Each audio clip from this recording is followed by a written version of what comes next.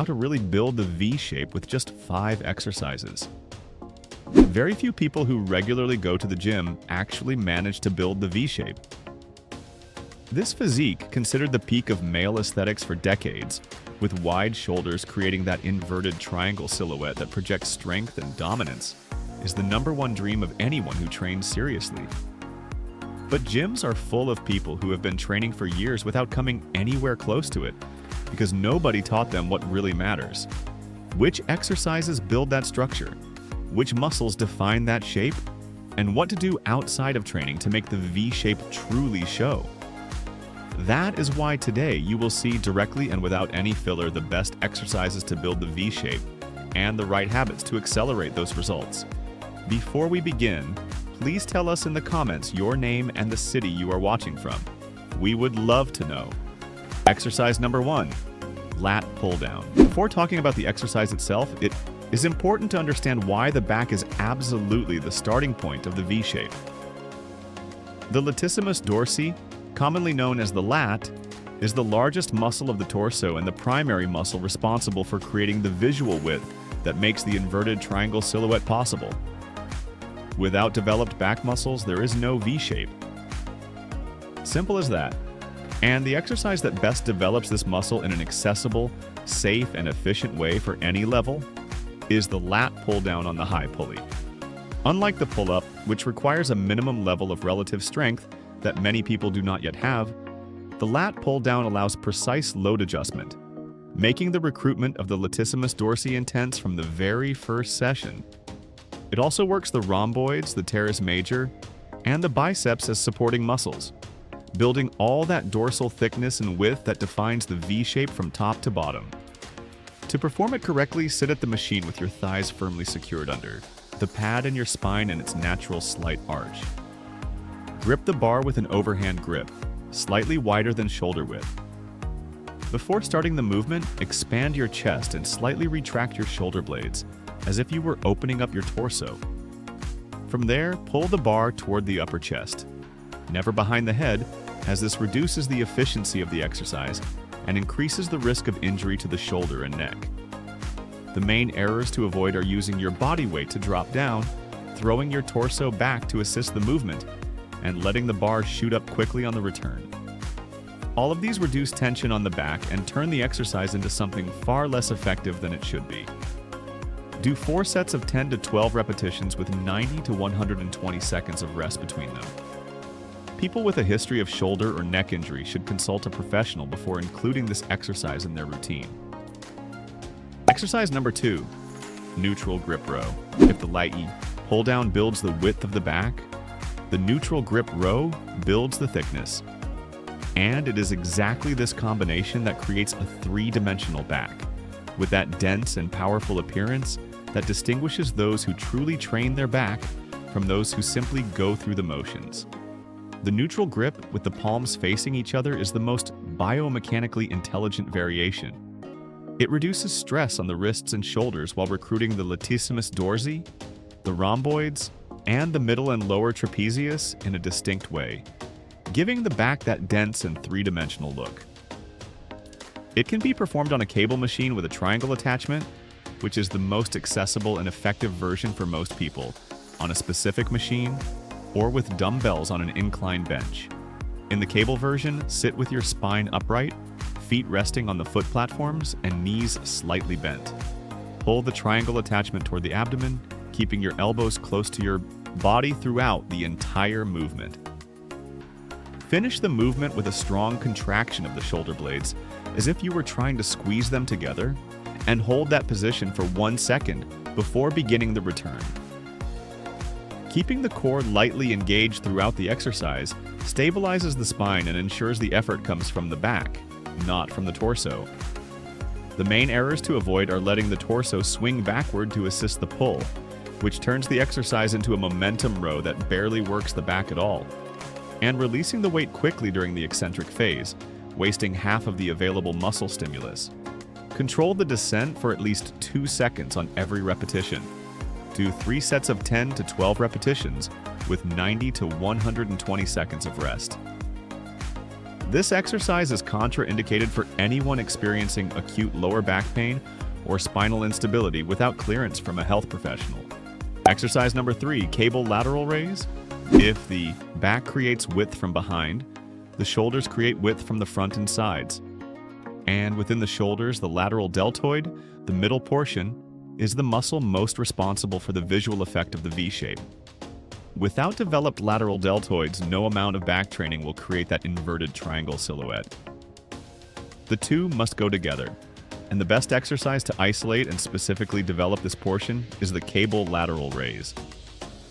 The great advantage of the cable over the dumbbell comes down to physics. With a dumbbell, the tension on the lateral deltoid is practically zero at the start of the movement, close to the body, and gradually increases as the arm rises.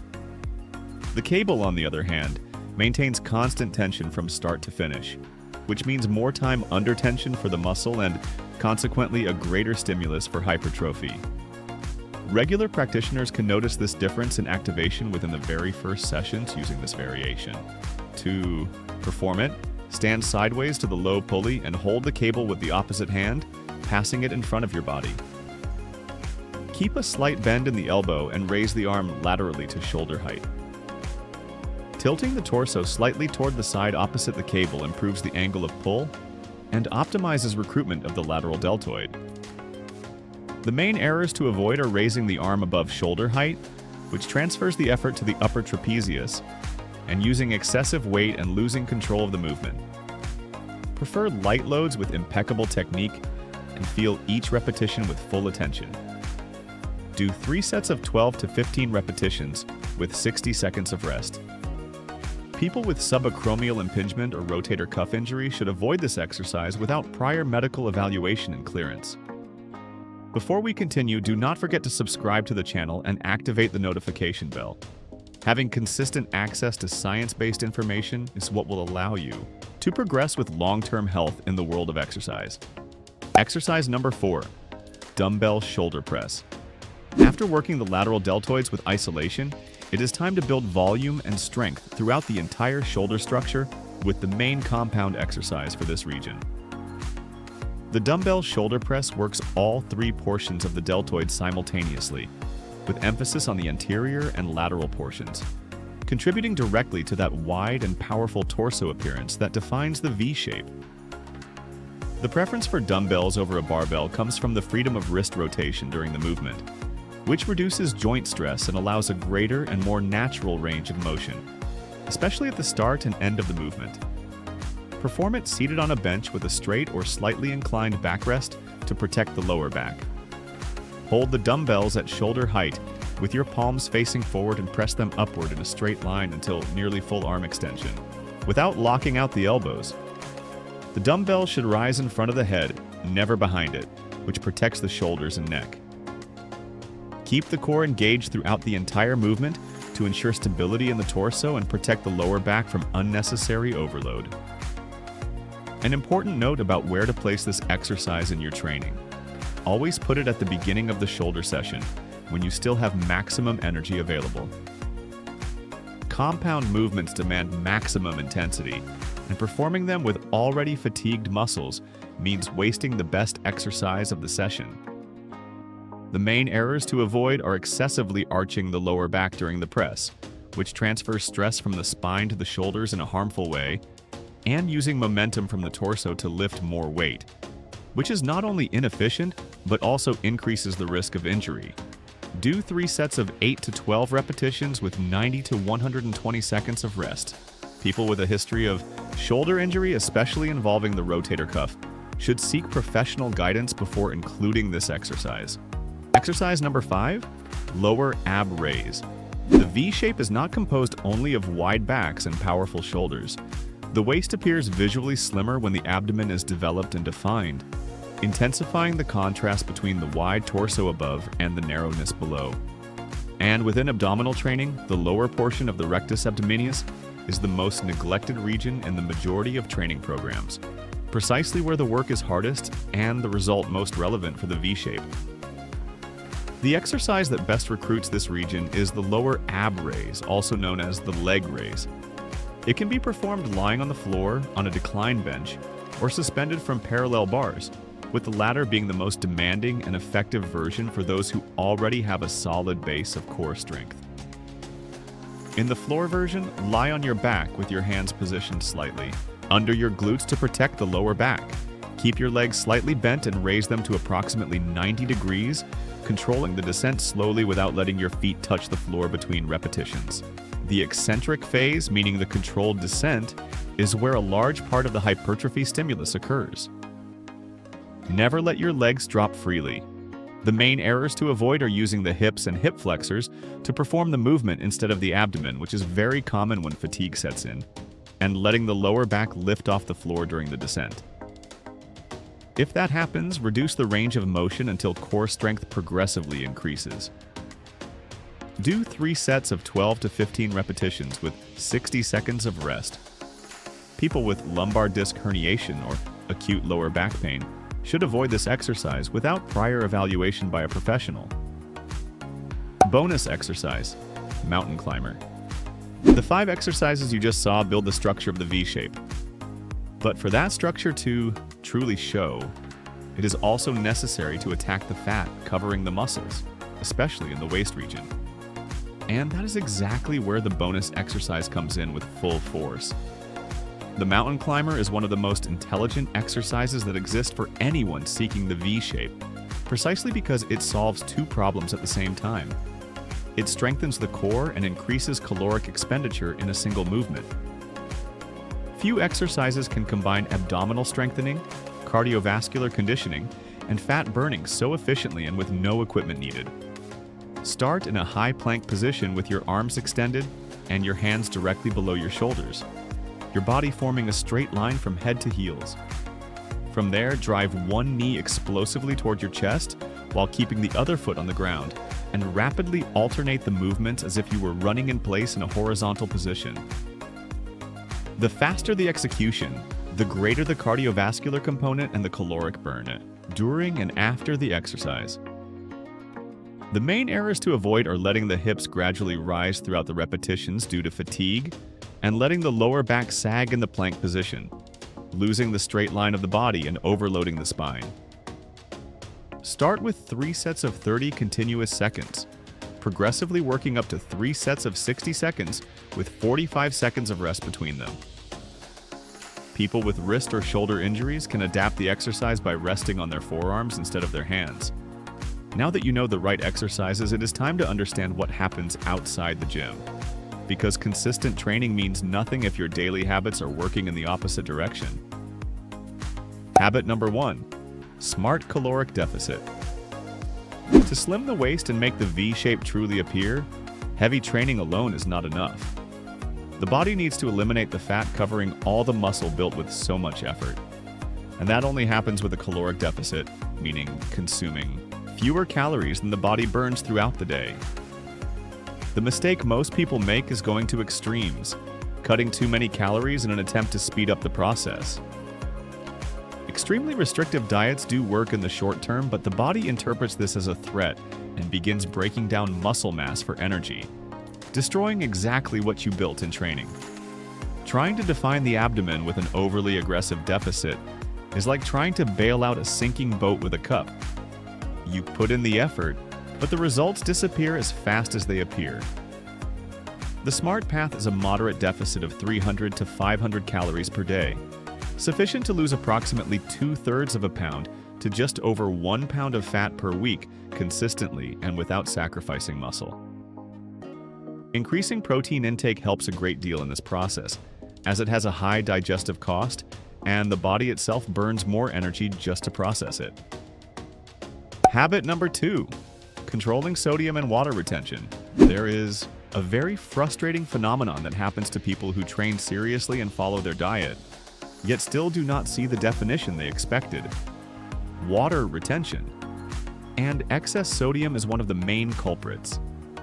When the body detects a high amount of sodium in the blood, it retains water in the tissues to try to dilute that concentration, causing generalized bloating that erases muscle definition and visibly increases the circumference of the waist. The problem is that sodium is hidden in virtually all ultra-processed foods, processed meats, ready-made sauces, industrial seasonings, and even in breads and cold cuts that seem harmless. Reducing these foods already solves a large part of the retention without needing to cut salt out entirely. An effective strategy is to season with natural herbs, lemon, and spices, which add flavor without sodium. Adequate hydration is also part of the solution. Drinking enough water throughout the day paradoxically helps the body release excess retained fluid, as it signals to the body that there is no scarcity. Habit number 3, prioritizing high satiety foods.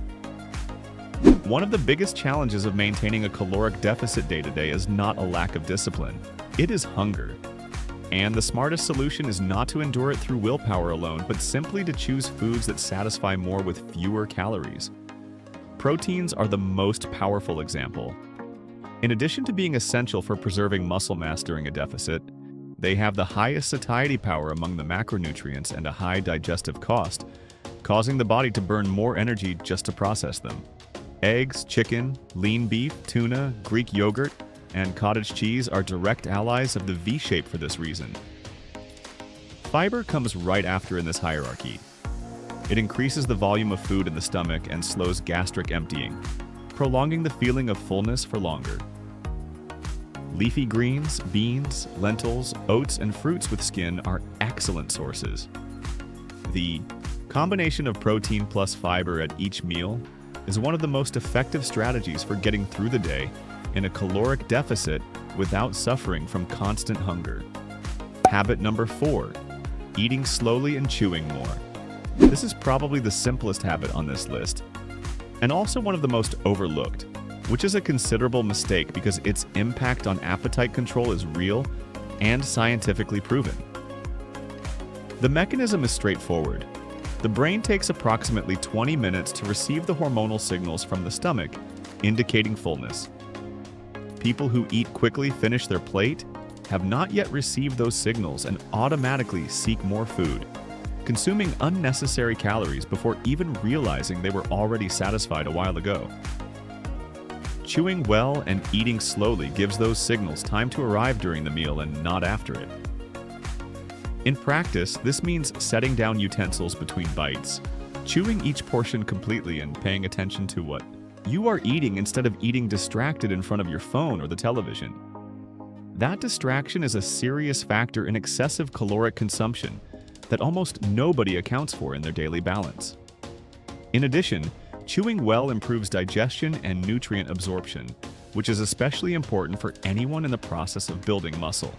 Habit number 5, taking care of sleep and hormones. Sleep is perhaps the most underestimated variable by those seeking the V shape, and ignoring it is a mistake that simultaneously undermines muscle gain and fat loss. During deep sleep, the body releases the majority of its daily growth hormone, which is directly responsible for muscle recovery and the protein synthesis that builds the back and shoulders that define the V shape. Without adequate sleep, that anabolic window simply does not occur the way it needs to, and even the most well-structured training program delivers results far below its potential. On the hormonal side, poor nights of sleep elevate cortisol, the stress hormone, which not only promotes fat accumulation specifically in the abdominal region, but also reduces testosterone levels, the primary hormone for building the musculature that defines the V shape. Studies show that just 1 week of sleeping fewer than 6 hours per night is enough to measurably reduce testosterone levels. The recommendation is 7 to 9 hours of quality sleep per night, with consistent bedtime and wake-up times, as the regularity of the circadian rhythm also matters. If you enjoyed this and want to discover the best exercises based on science to build a powerful chest, we have left a video appearing on screen right now showing each one in detail. Do not miss it. Thank you for watching until the end, and may God bless you, my friend.